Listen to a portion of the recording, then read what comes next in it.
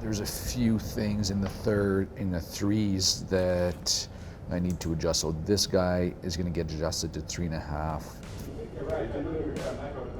I think scouting is all puzzle solving, especially in this sport with an 18-year-old draft.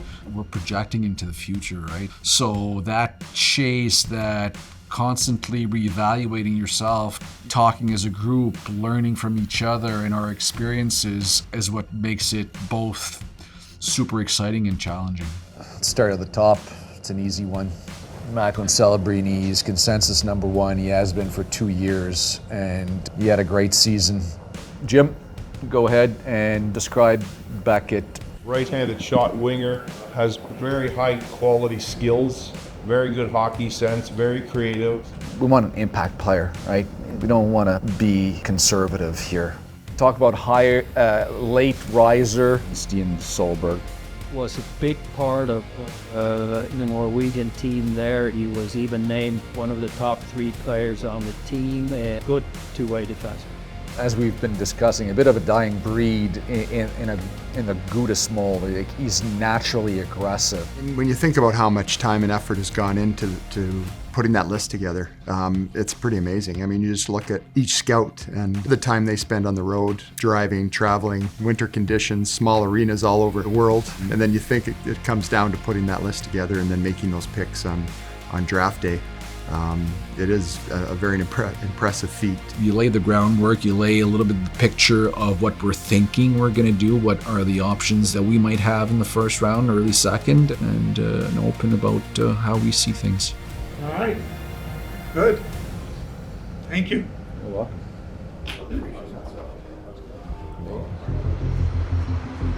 It's a big day. It's something I always dreamed of, and getting a week, 2 weeks before, I get very nervous. And I mean, I was talking to a ton of teams that in those 2 weeks, so I was kind of really excited. And then soon as I got to Vegas, obviously stress was starting to maybe showing up a bit. You know, your dreams to kind of put the NHL sweater one day. So kind of how I was feeling before. I feel like leading up to the draft really didn't have a lot of expectations. Just taking a day at a time, and what will be will be.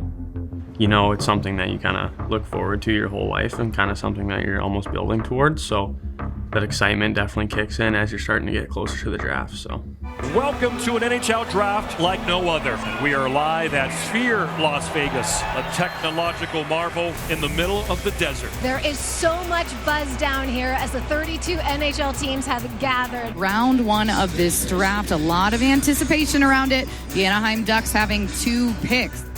Just unbelievable, just incredible, immersive. Walking into that building was unreal. Just seeing that huge screen with all of our faces on it. It was pretty overwhelming being on the floor. The screen is the whole building essentially, so to see most of it, I had to kind of look straight up. It was top notch. I mean, when you're on the floor, it's literally all above you, so it's kind of looks like a little video game or something like that. You know, we'd seen pictures before, but to be in Sphere and be completely overwhelmed by the graphics and the setting, it was cool. It was outstanding. Could have the draft there every year, I wouldn't mind. And the Anaheim Ducks are up next at number 3. Pat Verbeek has built a nice roster of young players. He's just one of those GMs. He might do something funky here. By the time the draft started, we knew who we wanted. We pretty much knew who was going to be available. So we knew we were taking. We were confident and comfortable with it. So it was just a matter of waiting for a turn. Here's the pick of the Ducks, 3rd overall.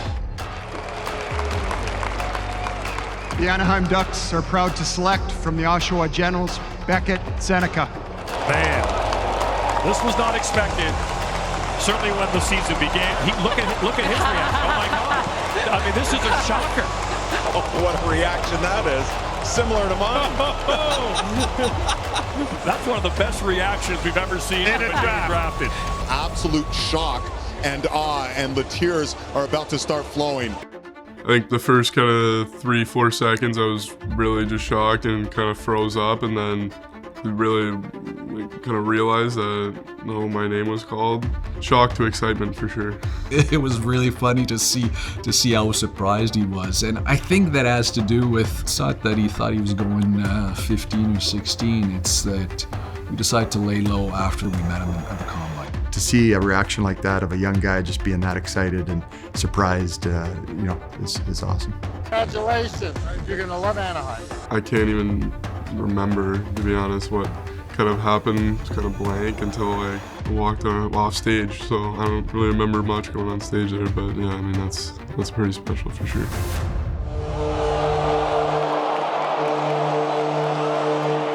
Toronto trades pick number 23 in this year's draft to Anaheim. Anaheim, you're on the clock. Steen wasn't one of the players we had identified for that trade initially. We did not think he was going to be there in the early 20s. So as pick 18 came around and he was still on the board, Pat started to call every team between 19 and 23. The Anaheim Ducks are proud to select from Norway, Steen Solberg. It was a really special moment for me, and as a Norwegian too, not a lot of players get drafted from Norway. It was a special moment to share that with family and friends. So I didn't think this was a possibility, but obviously super happy to do it. So just a super special moment for both of us and the country.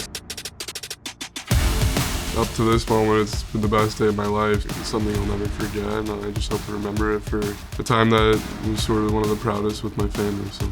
Holy crap!